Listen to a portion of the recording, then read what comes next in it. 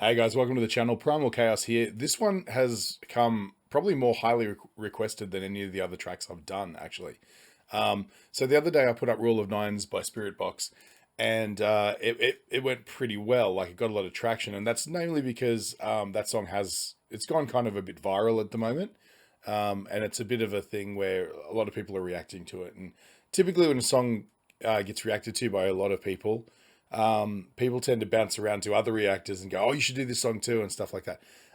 And so that, Rule of Nines took off, more so than all my other videos in such a short period of time. Now, with that comes a lot of other requests for other songs by the same band. And in this case, the Mara Effect Part 1 has been highly requested. And I'm super interested to hear what the difference is, because this song seems to connect with a lot of people. Again, a lot of people requested this, but I thought there's someone here named Worst Salat. I hope I'm not just butchering that. Could be Verst Salat, I'm not sure. They actually suggested that I do the live version, and I'm about that. That's kind of cool, because I can hear how the band sounds in a more natural environment, and it'll be a great way of hearing her voice, maybe a little bit unaffected, if that may be the case. If they do affect her voice in some way, this would be more of a true representation. So I'm going to check this out. Yeah, thanks again, guys, for all your support and all your recommendations. Tons of people asked for this one, so this goes out to you guys.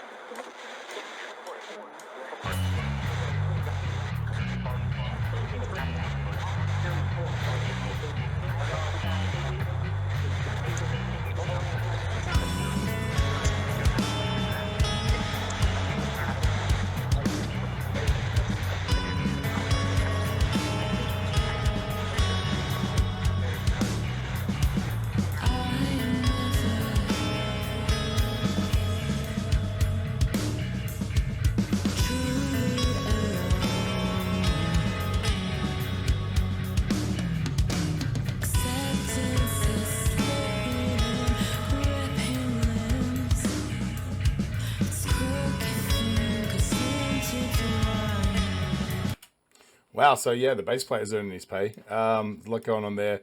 Start out with just some audio effects, I guess, in the backing track, which was kind of interesting. It adds a bit more of a textural element. Yeah, and I love that everything sounds really raw in this particular recording. The drums, there's a really fat snare sound. I'm stoked with that. Let's jump back. Shout out to everybody who pointed out I can use the arrow keys. Thank you so much.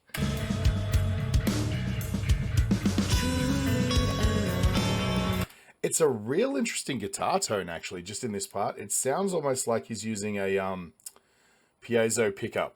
Some guitars, electric guitars, can have a piezo pickup installed in the bridge, which is it's not your typical electromagnetic pickup in the same way that most guitars work, and it uses vibrations up through the string saddles and stuff like that to give you a little bit more of an acoustic flavor without switching to an acoustic guitar like live on stage. A lot of people use them. I think John Petrucci from Dream Theater uses them, and it's just a way that you can sort of quickly jump between an acoustic part off the record and a guitar tone. I mean, it could just be he's got some sort of effect on, but to me, it sounds... I typically am not a huge fan of piezo pickups, because they try to emulate an acoustic guitar, but really they just sound like an anemic electric guitar, and you can sort of hear there's no body in the tone. It's just sort of plucky. Having said that, it sort of fits in this context. It's got kind of like a, sort of like a warbliness to it that sort of matches. Oh, here we go.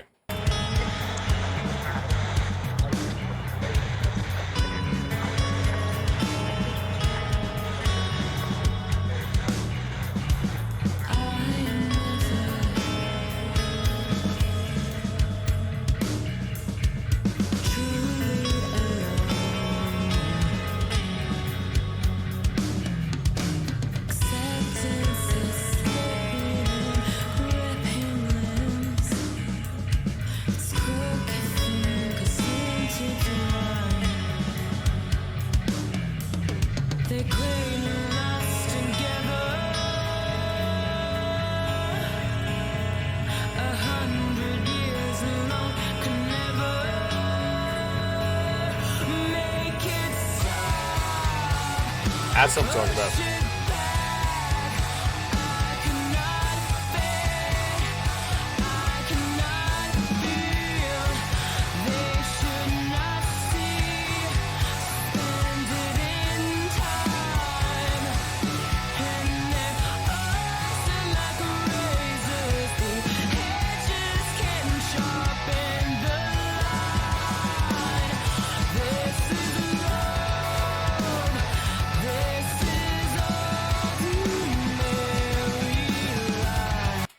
Cool. Yeah, I was hoping that they would open it out there to more rhythmically, because this part through here, they sort of keep it real straight, you know, like obviously it goes very floaty through this first section, but then when this part comes in, it just gets really straight. Ba, ba, ba, ba, ba, ba, ba.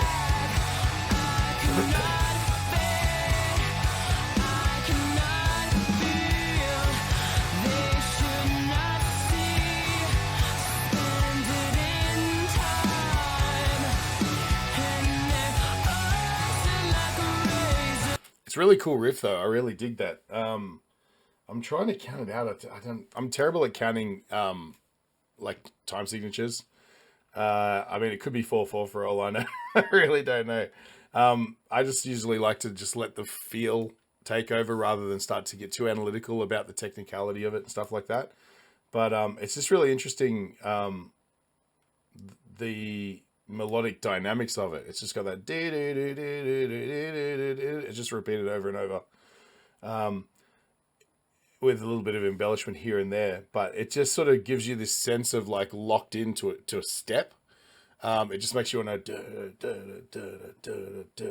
you know, like that. And then that whole time I'm thinking, okay, now it's got to expand back out to have a little bit more sort of swing to it. And they did right after this.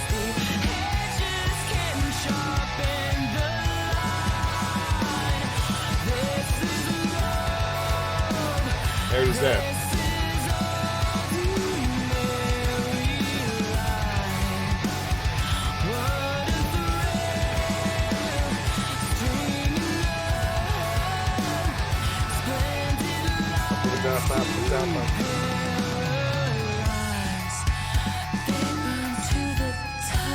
Back to the verse.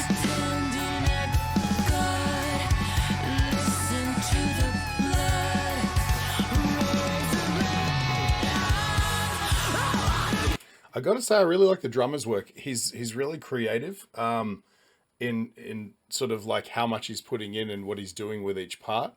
There's a really good channel on TikTok who I wish I could remember the name right now, but essentially he does this thing where he'll take, you know, he'll say, this is the reason why Ringo Starr is an amazing drummer. And then he'll play a little bit of a song without the drums on his drum kit, and he'll be like, okay, this is what Ringo could have played. And he'll play just a straight beat that's, you know, not boring, but typical for that passage of music. And then he'll go, and now here's what Ringo played, right? And then he'll play this really complex part that was in the actual album track. And he does that with all of the drummers, you know, and it's really interesting to watch because you see, you know, the difference between just doing just enough and doing something that makes a song legendary, you know? And I mean, a lot of people don't listen to a lot of these artists that he's talking about and think, man, except for drummers, but they don't listen to it and go, wow, those drums, man, they really, you know, they're killer. But then, you know, when he puts it in context and you hear it and you go, oh, that's right, that's what that song sounds like, you realize just how masterful a lot of these classic drummers were, you know? But yeah, this is kind of one of those situations. I can see that he's not just doing the bare minimum, and he easily could be, which is really cool. Everybody else is fire too. Like the bass player is really keeping up that master sort of tempo feel. He's sort of, while everybody else is sort of, particularly in the verses, everybody else is kind of providing more of an ethereal kind of, you know, dream-like sort of sound. He's the guy who's keeping the pace up with the, you know, the do sort of thing. Yeah, so far really, really good. I'm interested to see where this goes. This is a long track too.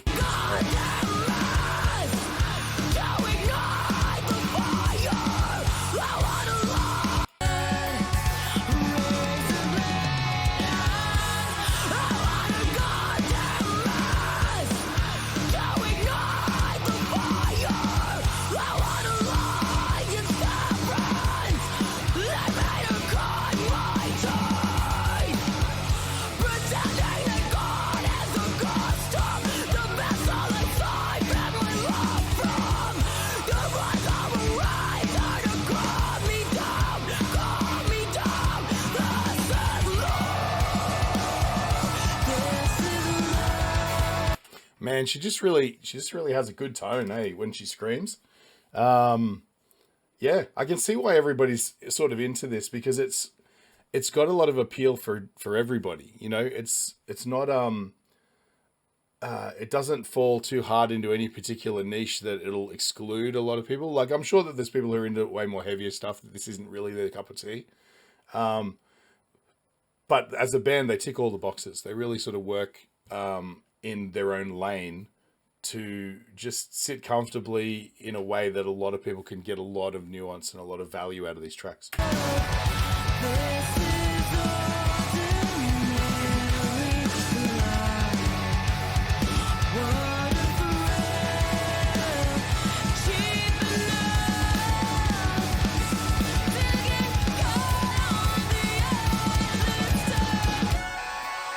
Man, I heard a little bit of Björk in the vocals there. Obviously not the accent, but just some of the melody concepts that Björk does, and the way that she sort of approaches sort of bouncing between those high notes, you know, in her sort of chest voice.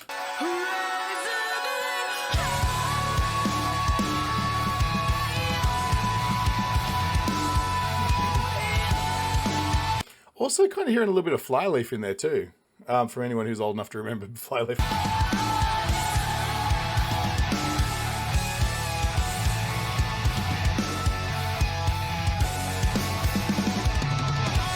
I think what's great about her as a screamer is a lot of times when you hear a female screamer, the fact that they scream tends to affect their natural voice when they sing.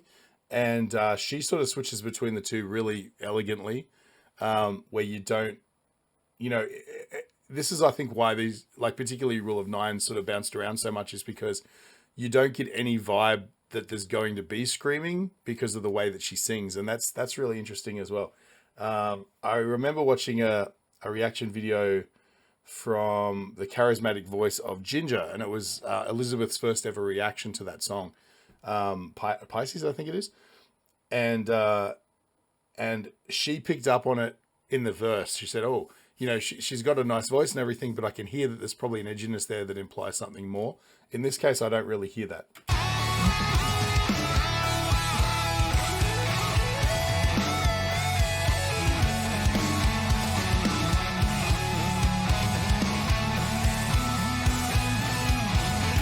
Love a bit of whammy bar work, man. That's really cool. Again, I'll jump back, but this sounds like a really tasteful solo that really goes in line with what I'm hearing for the rest of the song.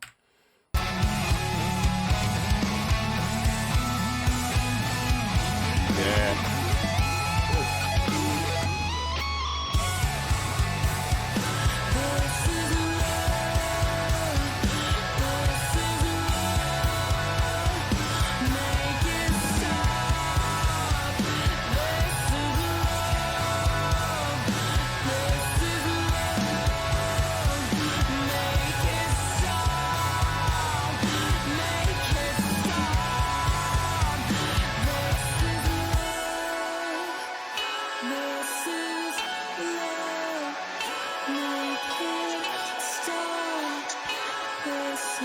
Wow.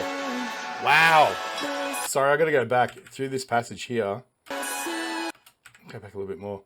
There's just so much production going on in the background that just elevates everything with those sort of almost pleading sort of background choral vocals in the background. Just have a listen. First of all, hear that reverb tail, right? There's so much going on there. We'll go back a little bit more. Just wait till the band cuts off and it just falls back to nothing, and just listen to the reverb tail sort of fall off. It's really dense, you know. Backing vocals.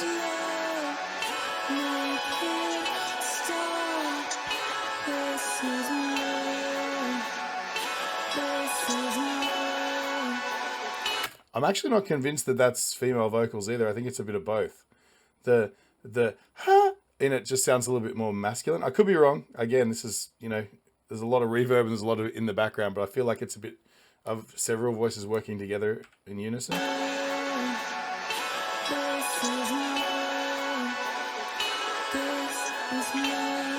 Yeah, to me it sounds more like a male voice sort of going falsetto maybe. I'd try to show you, but I just woke up. You can hear my voice right now. I'm not jumping into my falsetto anytime soon. Ah, ah. No, see?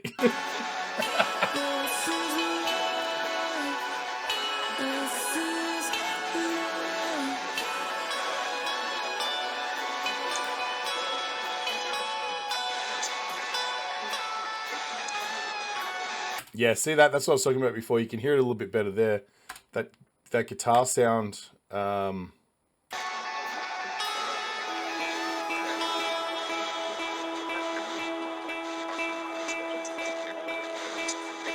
That's your piezo pickup. You can definitely hear it.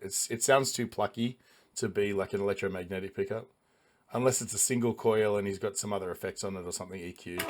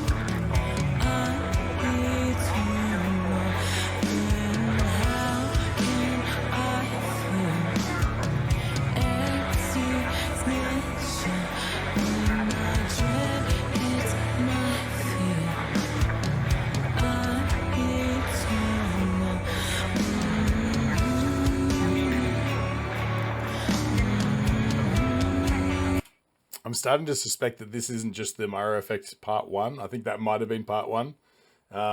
So I'm guessing this is a 3-part song and this is the entire thing. You know, let's just do it. Let's just go through. It's gonna be a long video, so strap in.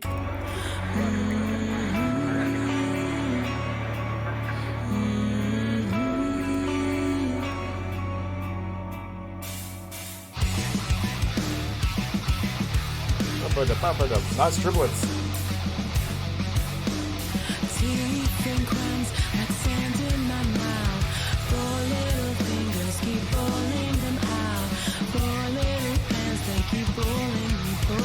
Man, that's wild. That polyrhythm. You always know when the rhythm section's getting complicated when you're never exactly sure where to bop. You know what I mean? There's some triplet stuff going on in the guitars, but I'm not sure what's going on in the drums.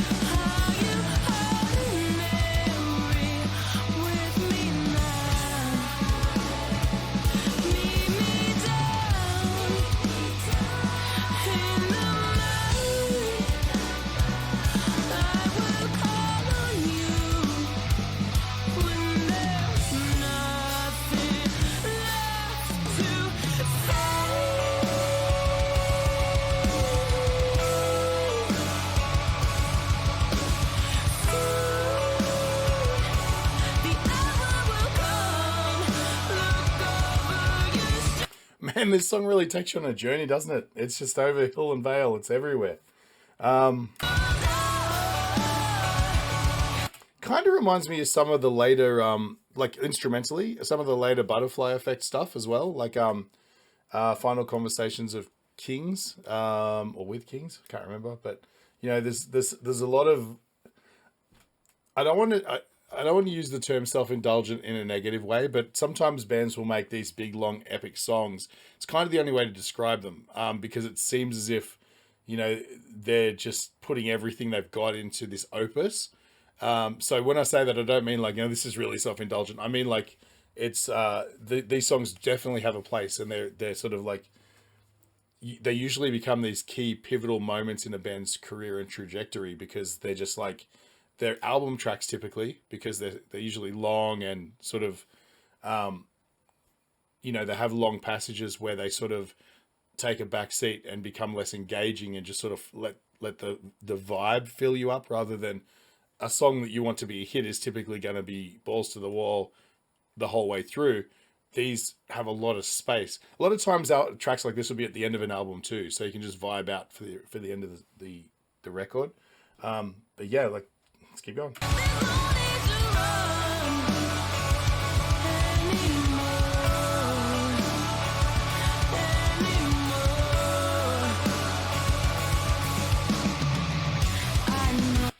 I'm trying to figure out what that is in the high frequencies.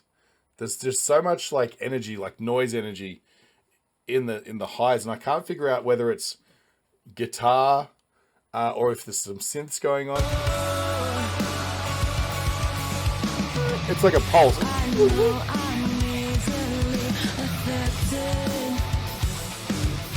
Great riffs, man. Wow.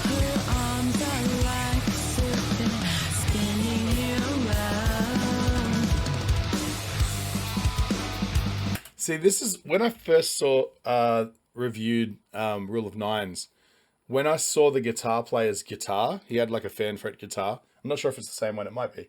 I immediately thought, this is what I'm in for, this sort of guitar work, because this is the kind of thing that guys who play those sort of guitars typically play. Really intricate parts, like melodic parts, harmonized typically, you know, with the bass, things like that.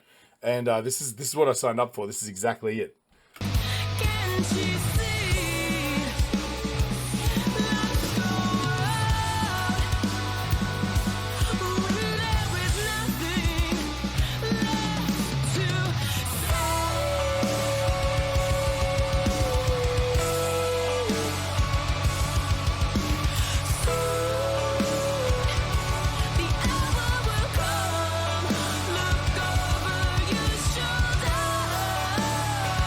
It's so hard to make an analytical review because I just want to get swept up in it. It just has this propensity to want to drag you along down the river on the journey. And, you know, it'd be super easy for me to go through 6-7 minutes of the song without saying anything. But then what would be the point of doing this? You know, I'm getting swept up in the vibe of it, you know, and actually it makes me feel a little bit sad every time I press pause to say something because, you know, you sort of have to, you snap out of it. What's going to happen, I guarantee, is now I'm going to go back and add these songs. I'm assuming, like I said, this is all 3. I saw that when I was Googling it, I'm sure that there was like part 3. And I'm going to add these to my Spotify playlist, which, by the way, I started a Spotify playlist. It's just called Primal Chaos, Primal with a Y.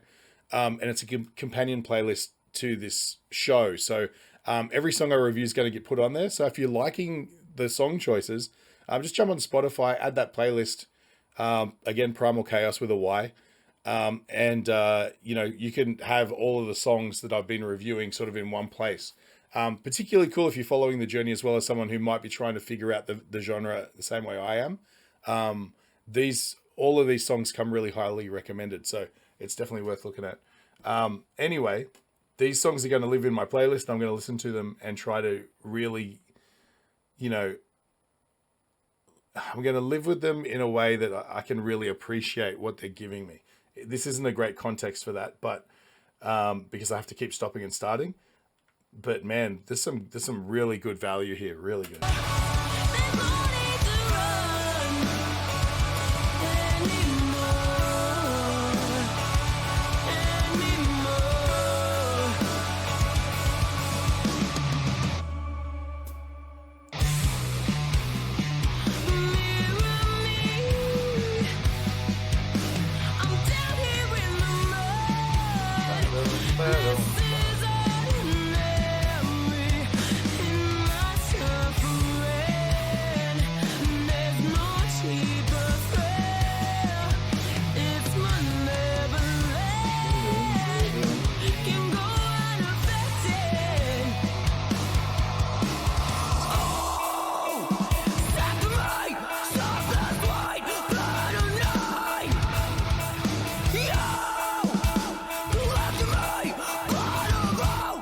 I really couldn't tell you what the song's about because the lyrics I've got up are only for part 1. And again, they're kind of obscure. There's not a lot there. I mean, when I read through them at the beginning, I kind of got a vibe that it maybe had something to do with like religious faith, you know, or lack thereof, or something. I want a goddamn mess to ignite the fire. I want to live in severance. Leave me to cut my teeth. Pretending it God is a custom. The vessel to siphon my love from. Yeah, I feel like maybe it's about going through the motions of like having like faith in God or something like that, but not really fundamentally feeling it inside. Who knows? I don't know. Like it's kind of esoteric poetry at this point. And again, I hate it when people who are like listening to a song for the first time start trying to analyze the lyrics, because somebody who's lived with the song for a really long time has formulated their opinion on what it means to them. And realistically, as someone who's written lyrics before and things like that, that's what matters. It doesn't matter what, you know, any Ollie Sykes was thinking when he wrote the song. It doesn't matter the meaning of it. What matters is what you take away from it and what you feel when you hear those lyrics, and having your own opinions. When people try to break them down, all it does is sort of confuse other people's connections with the song. So I try not to get too much into what I feel like the lyrics are about. But in this case, that's my general overall takeaway from just gleaning the lyrics just there.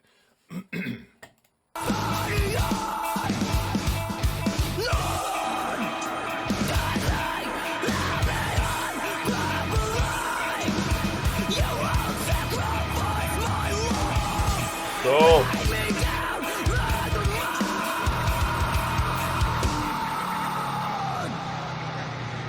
That's rad. Okay, so if you're not a guitarist, what he did there was quite interesting. Because the chord he's playing, I'm not sure what. I don't know, maybe they tuned to drop A or something. I'm not 100% sure. But his, whatever the case may be, it was an open chord, so he could just hit the open strings, and then you saw him reach around and grab the whammy bar and do a whammy sort of dump. You know, with these sort of guitars, you can, they're set up in such a way, can you see that? Yeah, where you can actually, the whammy bar, if you're not familiar, allows you to manipulate the pitch. Hang on, let me just get this out of here.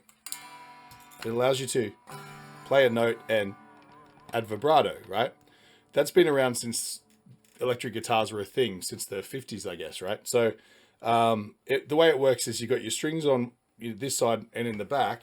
Fortunately for you guys, you can see it right there. There's springs that counteract the balance of the bridge part here, right? Look at this, what a mess.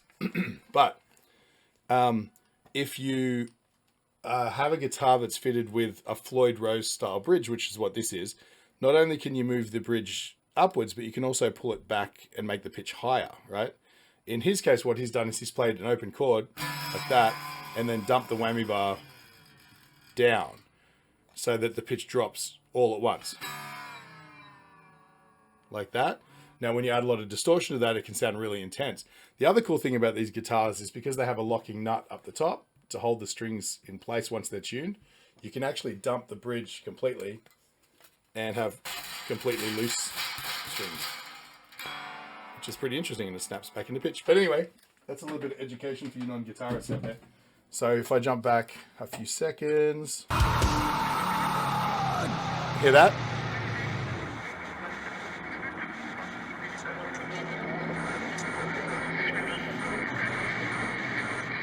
Oh, we're changing guitars.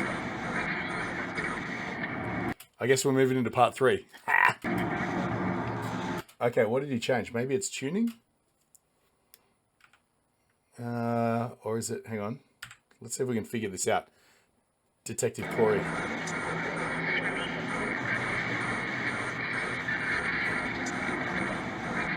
I think that was a 4 string. Is he going to 5? Yeah, okay. So I guess this is where shit gets racy, because he's switching to a 5-string bass, which means typically that'll mean you've got a lower string, which means the bass can go lower.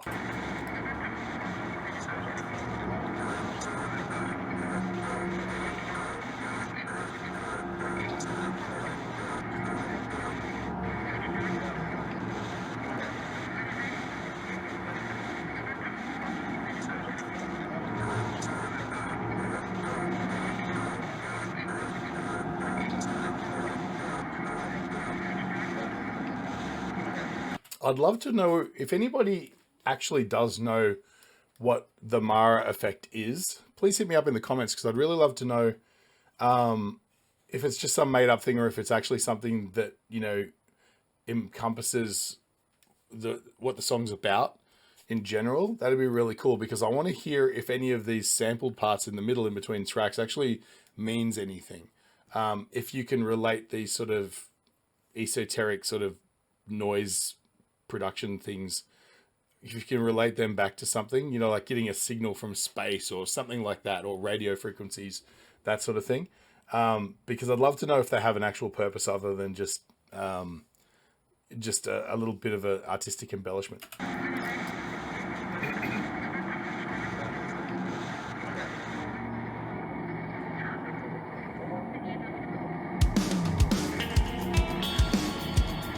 Oh.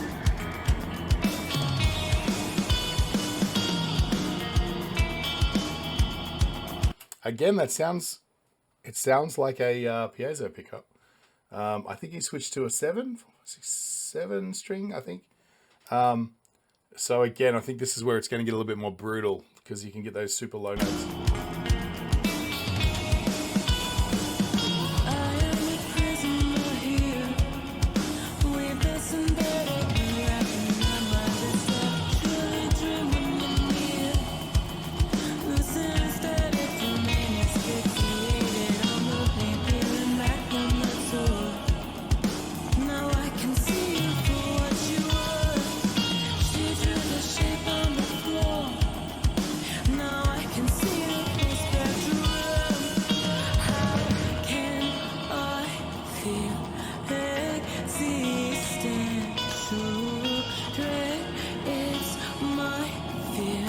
You hear that in the background?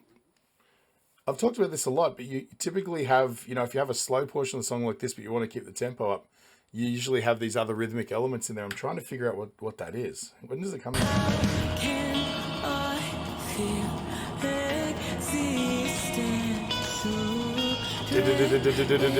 Like that sort of tempo? Maybe it's just bass, but it seems like he's playing too low for it to sound like that. I mean, it could just be something in the backing track. A lot of times they'll use live backing tracks to put stuff in that they can't play as a 4-piece, but just works in the studio. So like it might be a secondary guitar part the guitar player's done.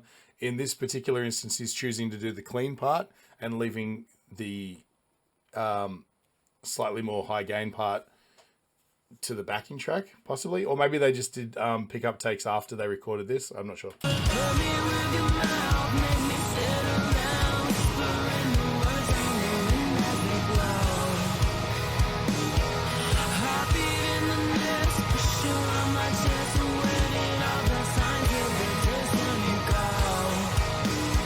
I gotta say, man, for a song with a lot of reverb, it seems like they chose a really nice one, or nice ones, I should say, because it sounds really lush.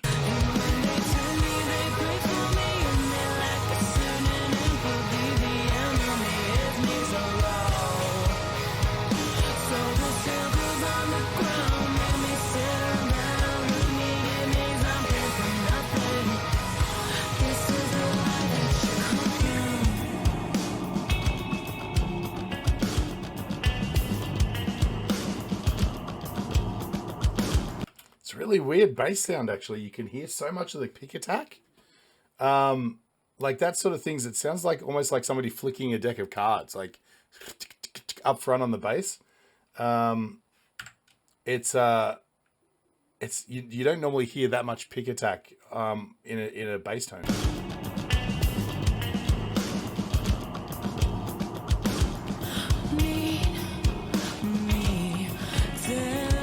It just sounds really scratchy. I'm not sure if that's intentional, to be honest. It does add a nice percussive sort of shuffle to it, which is nice. But yeah, like, wow, that's a strange bass sound.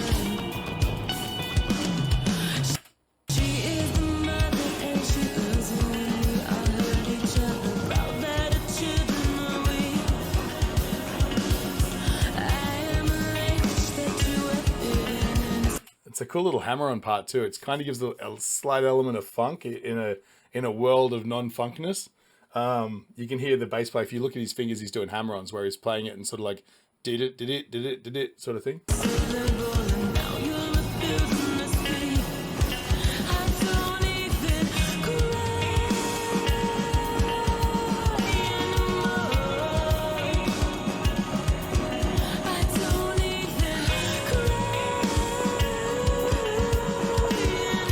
It's so weird. It's like they took his bass sound and took all of the mids out of it. So you just end up with like the super lows and just this clickiness of the high end, that makes these sort of hammer-on parts sound a little bit. See, now I'm wondering, is he playing with a pick? I'm not sure. But it's really attacky. Like attack is the very first thing you hear in a sound, and if it's got a lot of attack, it usually means it's got an edginess right up front when the note hits, which can sometimes sound scratchy or very percussive. If it has a slow attack, then it'll typically be a sound that, like, slowly comes into full volume rather than hitting at full volume right from the beginning. And yeah, there's a lot of attack in that bass sound, which look, honestly, I really like it because it adds a textural element that wouldn't be there.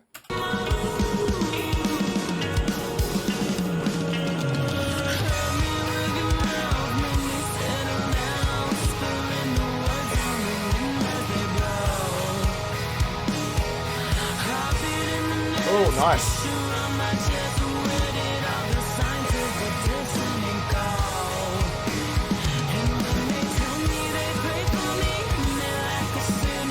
That's really cool. She's singing a really straight part there that, again, could have just sat perfectly over a 4/4 beat. But the guys in the band are accenting the offbeats. And it gives you this off-kilter kind of, dynamic that just, it throws your ear off and it makes you feel kind of uneasy, or a little bit funky, depending on depending on how you like it.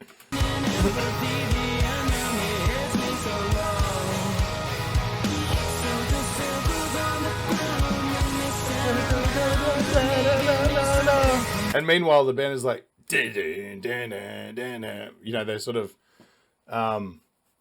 sort of accenting like off her rhythm, and it makes a very simplistic, almost, I don't like to use the word boring because it's not, but like a basic sort of melody. If you play basic music under it, it's a basic melody. But if you take a basic melody and you put a lot of offbeat accents under it, suddenly it sounds like the vocalist is doing a lot of work to sort of add like vibe to the melody, but they're not changing anything. It's really cool. In fact, I would suspect with these guys, the music gets written first and then she comes along, much in the same way Maynard from Tool works. He won't even touch a song until all of the arrangement is done, and they send it to him, and then he comes up with the melodies. I suspect there's probably a little bit of that going on here. If they're anything like what I suspect, maybe one or two of these guys write stuff in the studio and then they record it, and then she would at some point in that process come in and sort of lay down some vocal ideas and then write lyrics and stack. It sort of stacks on like that. I don't imagine this is the kind of band where they just get into a rehearsal room and they just play and play and play. Because what tends to happen when you do that with bands that have very intricate little parts like this, that sort of jump around, there's not a lot of work that gets done in the live setting in a studio, because everybody's just trying to come up with parts. So they're like, wait, while I figure out this guitar part. And it just gets really boring for everybody, particularly writing a 16-minute opus like this. It just, it's easier if one of the people just maybe programs some basic drums, writes all of the guitar parts and stuff, then gives it to the drummer plays what he wants to play, bass player adds in their element, and then the singer figures out what they're going to do. It's just an easier way to write music, particularly in this day and age where you can literally just take your project, send it to thing. In fact, in my case with my band, our bass player moved to Switzerland, right? So we still technically work together, but I just will record what I want of the song up to a certain point. I'll send it to him in Switzerland. He'll lay down the bass part, send it back, and then I'll finish everything else off. So that's kind of the way a lot of modern bands would write. I don't even remember why I got on this tangent, but yeah, it's Oh yeah, that's right. So her vocal parts are, she would have made the stylistic choice to keep the vocals simple over a complex rhythm, which is the way it should be, in my opinion. That's the way you get really memorable melodies, but they don't sound boring because they're working in conjunction with a more complicated sort of undercurrent of sound. That was a really long way of saying that.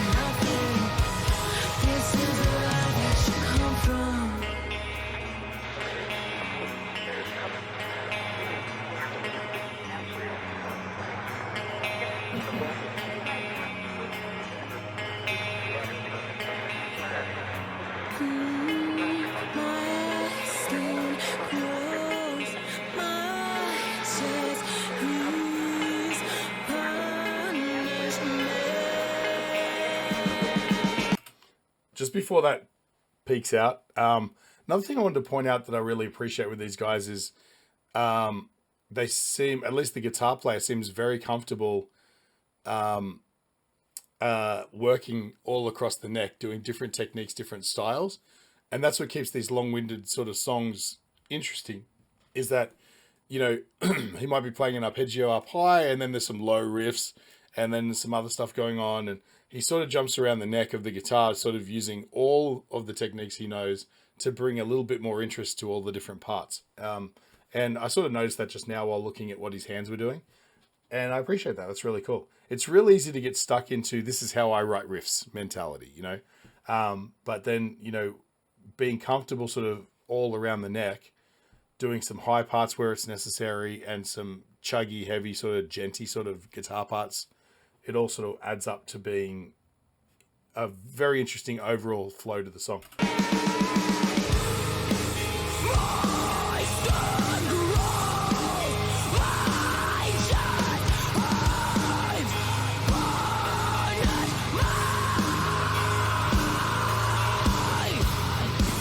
She has a lot of body to that sound, man. That's really cool. I mean, when that comes in, you can hear just how much energy there is there.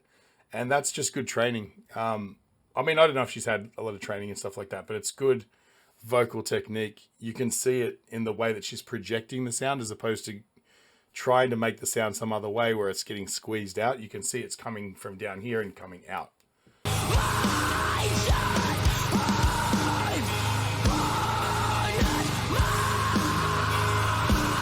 What a great shot.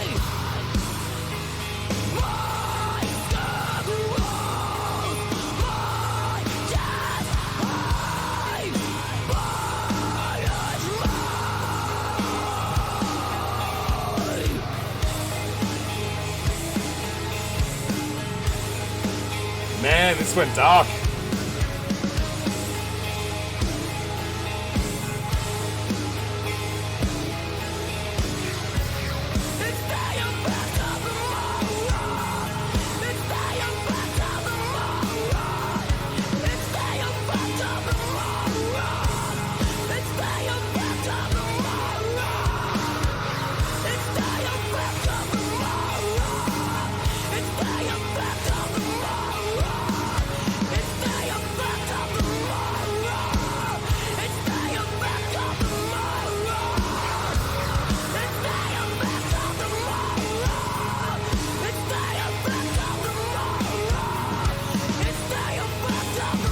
Man, this whole party is really doomy.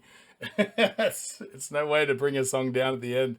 In fact, it's great how it's sort of gone through all of these sort of dreamlike and emotional sort of modes, and then some heavy stuff, and then back to the dreamy stuff. But now it's just like it's spiraling down the drain to chaos towards the end. I really, really like that arrangement.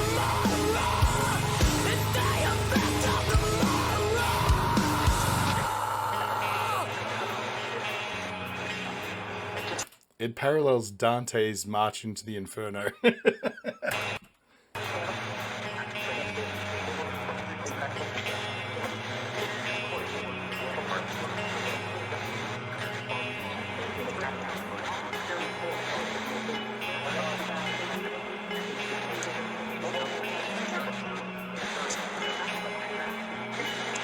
It's really nice shapes. Oh.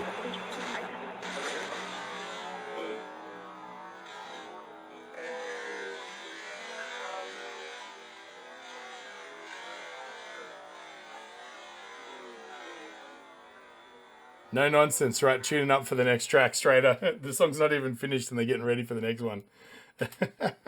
No architects. We'll do that later. Wow. Okay, so this is the part where I jump in and talk about Enchroma Glasses. 1 in 6 guys, 1 in 200 girls are colorblind. So just click the link in the bio. It'll take you to Enchroma where you can get your eyes tested, do a colorblind test. If you decide to buy some of their corrective glasses, use the code CHAOS in the checkout and you'll get 10% off. All right, back to the review. Yeah, what do I say? I went into that not expecting a 16.5-minute opus. So that kind of threw me a little bit. Yeah, but I can see why everyone's passionate about this one. This is one of those tracks that connects with you on an album track level. It's not hits, or a hit.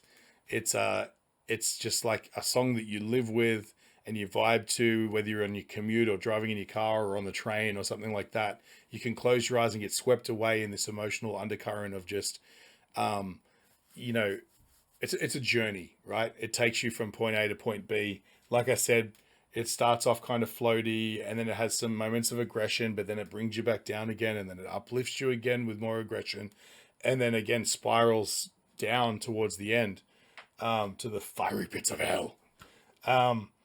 So yeah, I mean, I don't know what else to say really, other than the fact that I really enjoyed that, but I think I'm going to enjoy that more in time, right? That's the kind of song. I'm going to just use the term song because I know it's 3 parts, but this seems like the entire thing put together. So it's the kind of song that I can see myself listening to in 5 years, having understood every single note in it because I've just punished it so much over time. I can see why people are excited about this band. I know it's not everyone's cup of tea. I had a couple of comments from people going, I don't get the vibe, you know, but this is what I've been getting at. What's been really confusing for me being new to this genre is that you've got, the genres seem to be quantified in really broad strokes.